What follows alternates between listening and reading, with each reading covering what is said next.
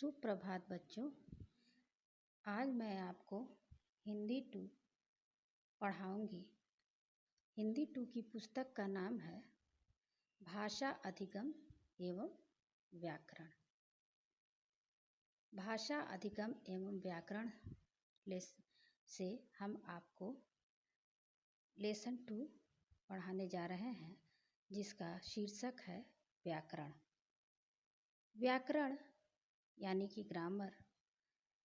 Grammar वो है, व्याकरण है ऐसी चीज़ है जिसके द्वारा हमको भाषा के संबंध में संपूर्ण जानकारी होती है कि किस तरह से हम भाषा का प्रयोग करें, भाषा के क्या क्या रूप होते हैं, उसमें कहाँ त्रुटियाँ होंगी, इन सब, और किस तरह से हम उसे सही रूप में प्रयोग कर सकते हैं। इन सब चीज़ों की जानकारी हमको व्याकरण के माध्यम से होती है।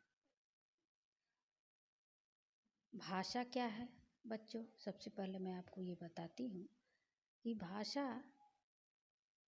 हमारे भावों एवं विचारों को आदान प्रदान करने का एक साधन है।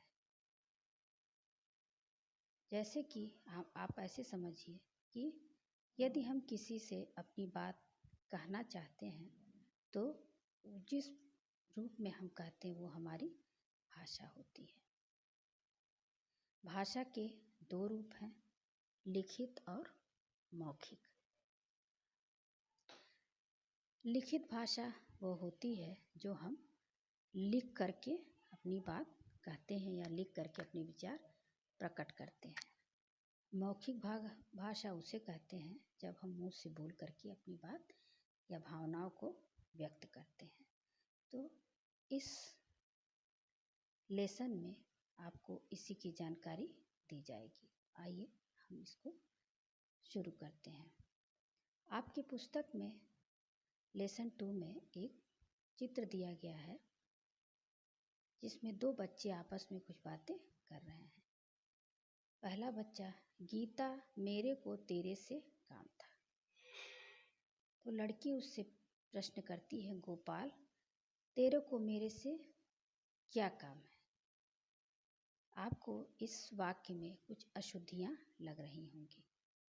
अब इसका शुद्ध रूप देखिए, गीता मुझे तुमसे काम था, गोपाल तुम्हें मुझसे क्या काम है?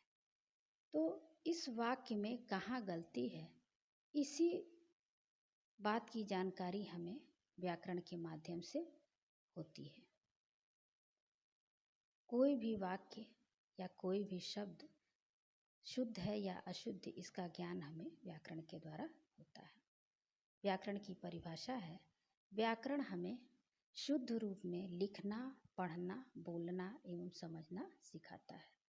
व्याकरण वह शास्त्र है जो हमें भाषा को शुद्ध रूप में प्रयोग करना सिखाता है।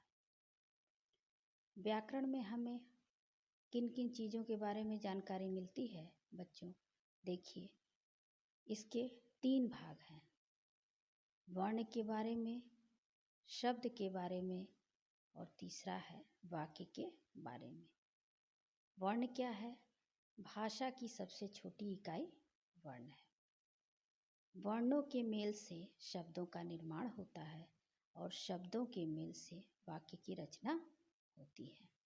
तो बच्चों, आगे इन सभी के बारे में आप विस्तार से अध्ययन करेंगे और यहाँ तक ही इस लेसन में आपको इस पाठ में बताया गया है। पेज नंबर 10 पर आप अभ्यास देखिए।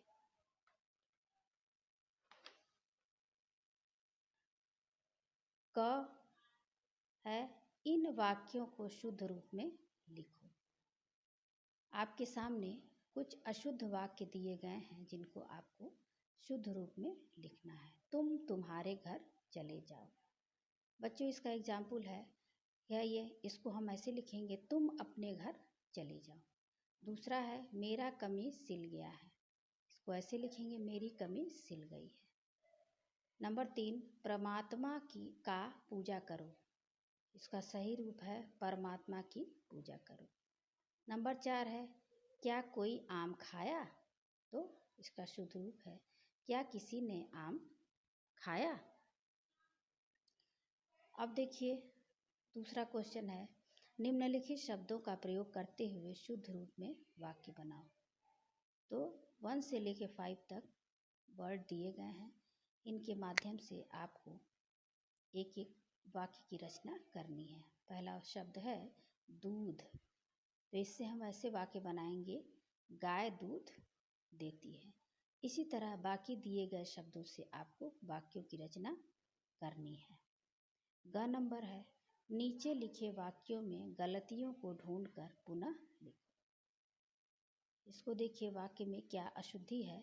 मैं दूध पीता हूँ, यहाँ दूध में द में छोटा ऊ की मात्रा लगी हुई है, जिससे कि जहाँ पर बड़ा ऊ की मात्रा लगाएंगे तो ये दूध सही रूप होगा और इसको हो जाएगा मैं दूध पीता हूँ। बच्चों इसी तरह आगे दिए गए वाक्यों में जो भी गलतियाँ उन्हें ढूंढकर आपको सही वाक्य लिखना है। नंबर 4 है घ, बताओ। भाषा के शुद्ध रूप का ज्ञान कौन कराता है? व्याकरण।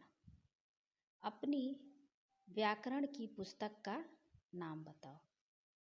तो आप इसका उत्तर देंगे, मेरी व्याकरण की पुस्तक का नाम है भाषा अधिगम एवं व्याकरण। नंबर 3 है व्याकरण किसे कहते हैं? इसमें आपको व्याकरण की परिभाषा लिखनी है, जो कि पेज नंबर 9 पर है। इसकी परिभाषा है, व्याकरण हमें शुद्ध रूप में लिखना, पढ़ना, बोलना एवं समझना सिखाता है। व्याकरण वह शास्त्र है जो हमें भाषा को शुद्ध रूप में प्रयोग करना सिखाता है। तो बच्चों आपका लेसन ये समाप्त हो गया। इन्हीं के साथ मैं इस पाठ को समाप्त करती हूँ।